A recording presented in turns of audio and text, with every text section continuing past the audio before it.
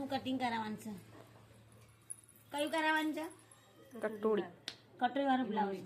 Direct કટોરીવાળું blouse cutting કરાવવાનું છે. તો તમે પેલા પાછળનો ભાગ કાઢવાનું. અહીંયા અઢી અને 3.5 આ 7 લીધું, અહીંયા 12 લીધા અને અહીંયા 11 લીધા. પાછળનો ભાગ પેલા આપણને કાપી દેવાનું. કેવી રીતે? આવી રીતે.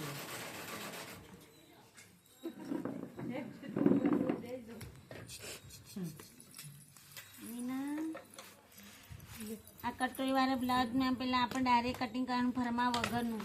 કયું કરવાનું છે? ફરમા વગર. ડાયરેક્ટ આપણને કપડા પર કટિંગ કરવામાં આવશે. અને આ પાછળનો ભાગ આખું ગોળવાળું આવી ગયું આપણને ગળું. આ ગળાનું કટિંગ જે નીકળ્યું ને આમાંથી એ બટન પટ્ટી ડાયરેક્ટ કાઢી નાખવાની. 2 ભાગ કરી દેવાના. બરાબર. આ પાછળનો ભાગ કર્યા પછી તમારે અહીંયાથી આ કટોરીવાળાનો ભાગ અહીંયાથી કાઢવાનું. ડાયરેક્ટ જોઈ લો. અહીંયા આવી રીતે મૂકી દેવાનું. બરાબર. આવી રીતે મૂકી દીધું. 2 પીસ જ હોય. આ 2 પીસના 2 પીસ હોય. 2 પીસમાં આવી રીતે રાખી અને આને આ દોરી દેવાનું. જો આ ડાયરેક્ટ ફરમો બરમો કશું નહીં. પહેલાં આને આ દોરી નાખવાનું. પછી આટલું આમ કરી અને આ પણ આપણને દોરી નાખવાનું. પછી આપણે માપ પટ્ટી લેવાની. માપ પટ્ટી લીધી હોય ને ત્યાંથી પેલા આખો આગળનો ખાડાવાળો ભાગ પહેલાં કટિંગ કરી દેવાનું. આ જરૂરી હોય છે. એનાથી પછી અહીંયાથી 4 લીધા, અહીંયાથી 6 લીધા. 6 લીધા ને જે સાઈડ ભાગ 6 લીધા ત્યાંથી આપણને કટોરી બહારની છાતી હોય તો 5 લેવાના. 5ની કટોરી કરવાની. એ કરી અને તમારે અહીંયા ટચ કરી દેવાનું. અહીંયાથી આમ ગોળા રાઉન્ડ આપી દેવાનું. આ ગોળ રાઉન્ડ આપી દીધું. પછી અહીંયાથી આપણને ગળાનું ડાયરેક્ટ શેપ આપી દેવાનું. અહીંયાથી એક ઓછું કરી અને અહીંયા સીધી લીટી પાડવાની. અહીંયા ખાનું બનાવવાનું. અહીંયા કશું નહીં કરવાનું. અહીંયાથી આપણે 6 કર્યા પછી અહીંયા 5 કરી દેવાના. 5 કર્યા પછી પાછા બીજા 5 કરી દેવાના. આ 5ની કટોરી છે. બરાબર. પાછા સામે પણ 5 લઈ લેવાના. ત્રાસમાં થોડું ત્રાસમાં લીધું. પછી આને અડાડી દીધું. પછી અહીંયા આવી જશે ડાયરેક્ટ આપણને 5. કેટલા આવ્યા? આવી ગયા ને 5. એવી રીતે 5 આવી જાય. આ બધા 5, આ 5, આ 5, આ 5 અને આ 4નું આવી જાય. બરાબર. આ કટોરીનો ભાગ પહેલાં આપણને કાપી દેવાનું. ગોળ કાપી દેવાનું. શેપ આપી દેવાનું. અને અહીંયાથી આ કરી અને આ 2ને અલગ કરી દેવાના.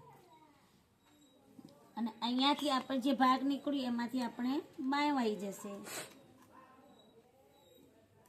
ડાયરેક્ટ આપણે ફરમા વગરનું કટિંગ કરવામાં આવશે. બહારની છાતીનું ભાગ એટલે કટોરી 5ની થઈ. બરાબર. જ્યારે તમે બહારની છાતી લો ત્યારે 5ની કટોરીનું માપ લઈ લેવામાં આવશે. જો આ ભાગ અલગ થઈ ગયું, કમ્પ્લીટ થઈ ગયું. પછી આ ભાગે કાઢી નાખવાનું. જો બરાબર. આ ગોળ આકાર આપી દેવાનું. કટોરીવાળો ભાગ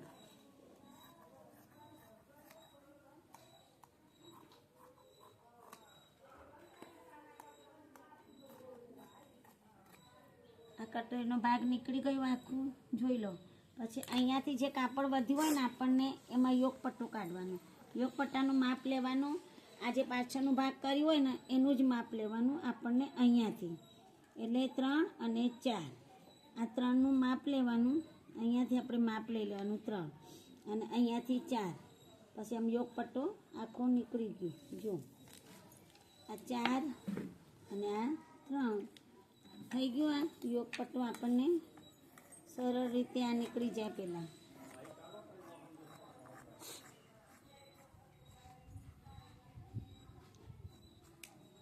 જો આ કટોરીવાળો ભાગ અને હવે જે આ ભાગ નીકળ્યું ને એ આખી આપણને આગળની ગળાપટ્ટી આવી જશે.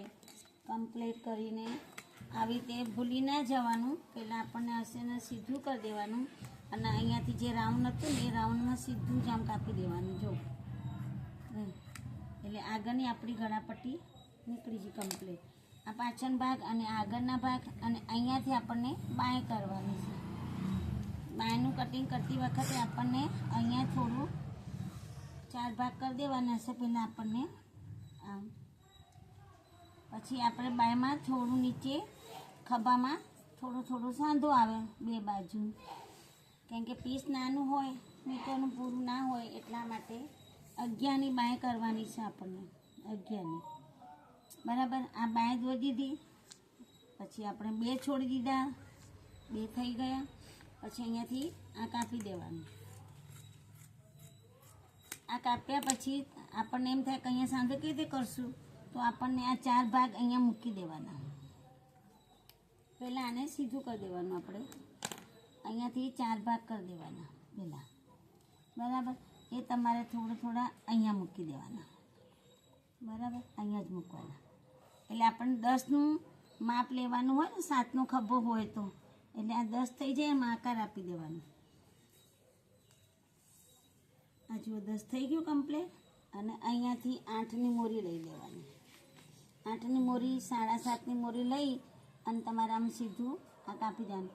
આ જે 4 ભાગ હોય એ તમારે અહીંયા નીચે જોઈન્ટ કરવામાં આવશે. એ આપણને ડાયરેક્ટ સિલાઈમાં જતા રહે, ખબર ના પડે એવી રીતે. જો આ બાયનું આપણને કટિંગ આવી રીતે મૂકી દેવાનું. એટલે બાયનું સાંધો કેવી રીતે કરવાનું એ પણ તમારે શીખવા જરૂરી છે એમ. જો હવે આ 2 ભાગ નાના હોય એ આપણે 4 ભાગ થઈ જાય. 4 થઈ જાય એટલે 4ને થોડું આપણે અહીંયા સિલાઈ કરી દઈશું. એટલે આ બાયનું આખું થઈ ગયું તૈયાર, અને આ પાછળનો ભાગ તૈયાર થઈ ગયું. જુઓ, પકડો. અને આ થઈ ગયું આપણને કટોરીવાળો ભાગ, અને આ આપણને સાઈડવાળો ભાગ. જો બેનો વિડીયો સારો લાગ્યો હોય તો લાઈક કરજો, સબસ્ક્રાઈબ કરજો અને શેર કરજો. પ્રાર્થના બેન સીવણ ક્લાસ. આ પહેલાં બધું આખું તમે પહેલાં જોઈ લો. થોડો માલ આગળ આ ડાયરેક્ટ કટોરીવાળો ફરમા વગરનું માપ લઈને પણ કરી શકાય છે. અને અહીંયા આપણને આ યોગ પટ્ટા આવી જશે. ચલો બેનો, પ્રાર્થના બેન સીવણ ક્લાસ. બાય. Okay, by.